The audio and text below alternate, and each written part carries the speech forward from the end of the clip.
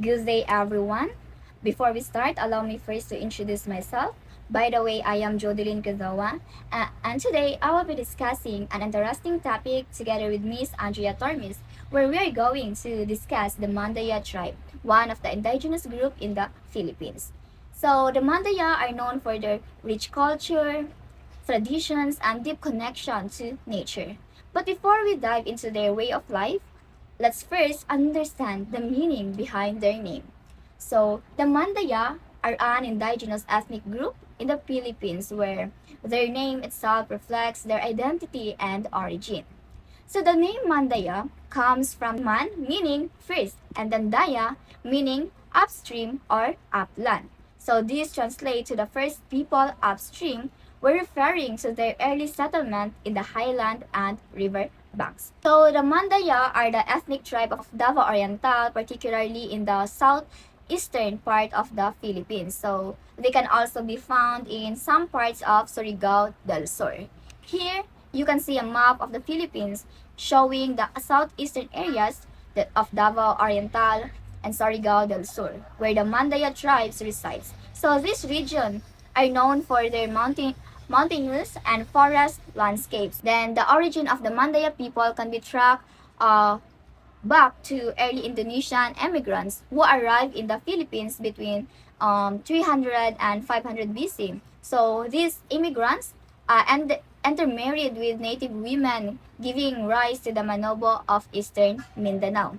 And then later, the Malay migrants who arrived between 300 and 200 BC intermarried with the Manobo, were resulting in the Mandaya people. So additionally, Chinese influence contributed to the Mandaya's development through intermarriage during the 13th century. The combination of Indonesian, Malay, and Chinese heritage shaped the unique identity of the Mandaya tribe. So the Mandaya are characterized by high foreheads, prominent cheekbones, broad noses, thick lips, and of course, angular features. Okay, and then there are 5 principal groups of the Mandaya, where we have the Mansaka, Manwaga, Pagsupan, Managusan, and the Vavaw-gan. So first, let's talk about the Mansaka. So the Mansaka, living in mountain clearings, where the Mansaka people are typically found in areas where they have cleared portions of the forest for farming.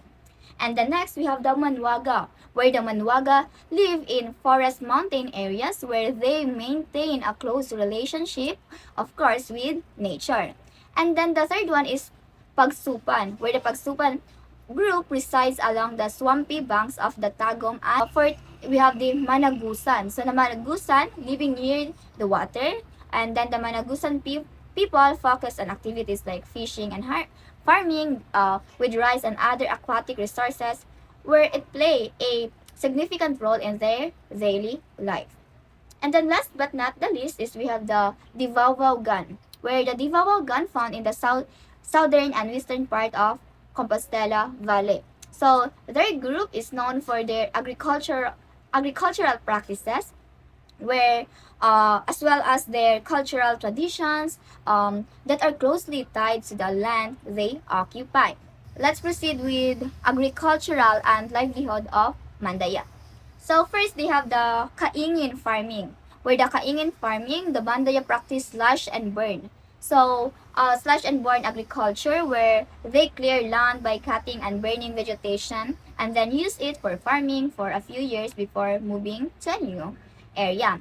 And another one is hunting and fishing. So they also hunt and fish to supplement their diet, relying on the abundant natural resources in their environment. Now let's proceed with the tribal system. So the tribal system of Mandaya tribe is the first is Bagani, or also known as warrior chief, where the Bagani is the highest leader in Mandaya society, known for their bravery and wisdom. They lead in war, peace, and justice, where in order to become a Bagani, a man must prove their bravery by killing 7 out of 10 people in battle.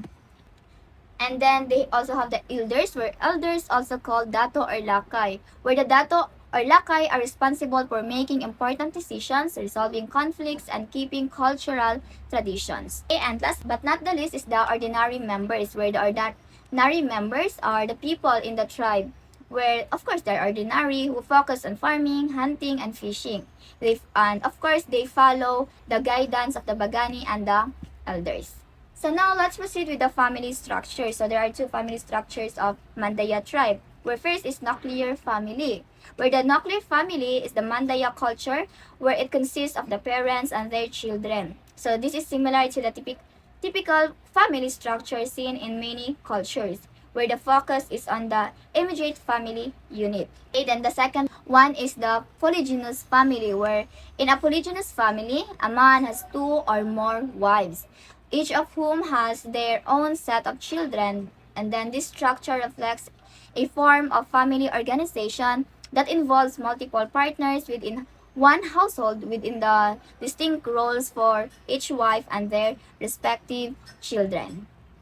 Now let's proceed with the customs, tradition, and culture of the Mandaya tribe. So first is in the custom and tradition, we have the weaving and attire, where the Mandaya are highly regarded for their weaving techniques, producing intricate textiles that are both functional and decorative.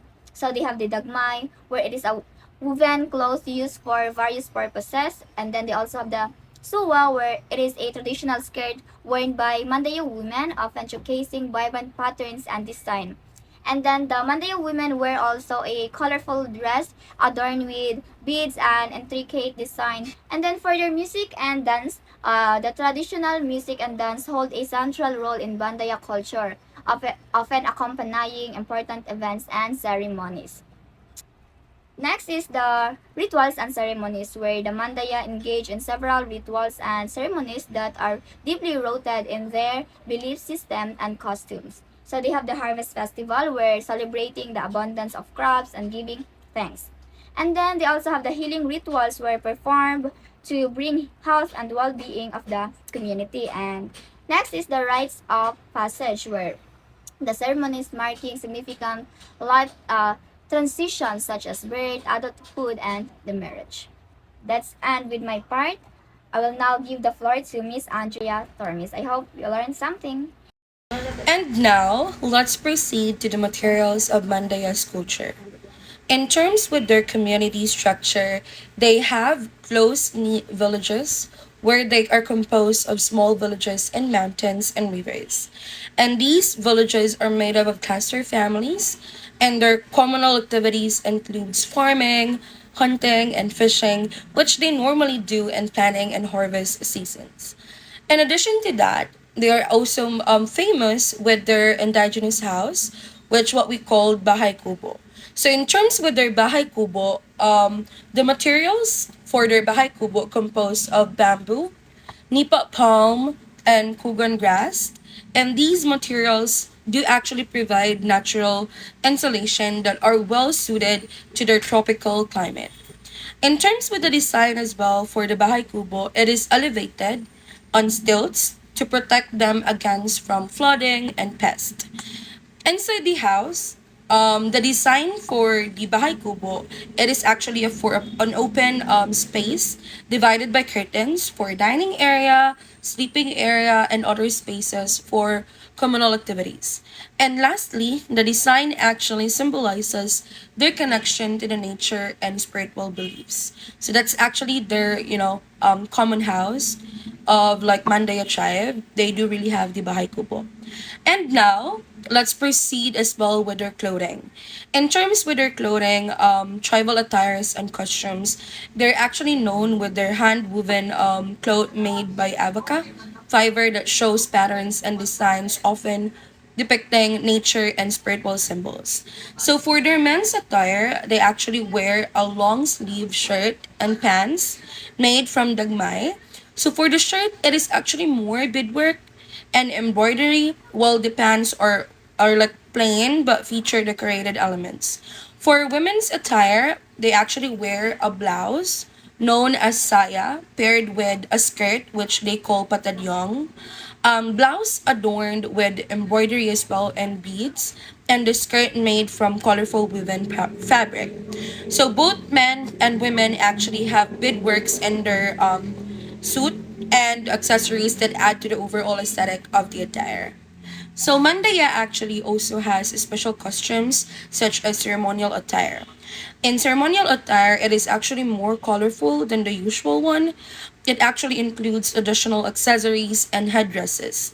Their headdresses are actually made of feather, beads, and other materials that they can see on their location.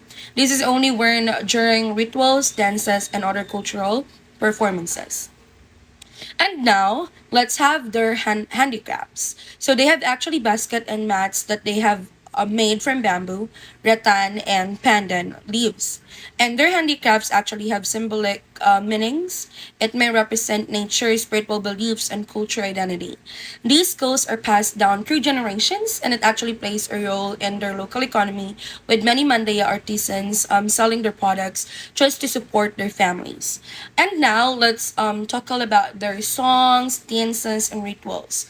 So for their songs, actually, they have folk songs and lullabies. Their folk songs are used to tell stories, convey emotions, and celebrate significant events. For their lullabies, mothers sing lullabies to their children as part for their everyday life. And for their dances as well, they have war dance or what they called sayaw ng Mandaya. This is actually performed by men, shows their strength, bravery, and martial skills.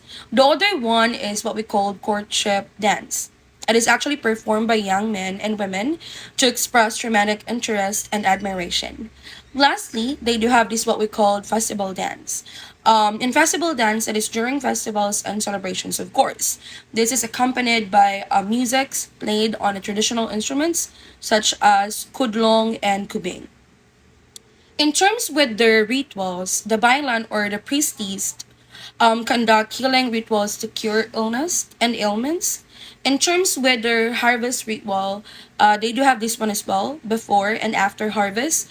Like they perform rituals to thank the spirits for a bountiful harvest and seek protection for their crops, of course. And lastly, they do have these ancestral worship. The Mandaya honor their ancestors through rituals and ceremonies that includes offering prayers and recitation of ancestral stories, and they do this ritual to ask blessings and guidance from their ancestors. And that would be all. Thank you.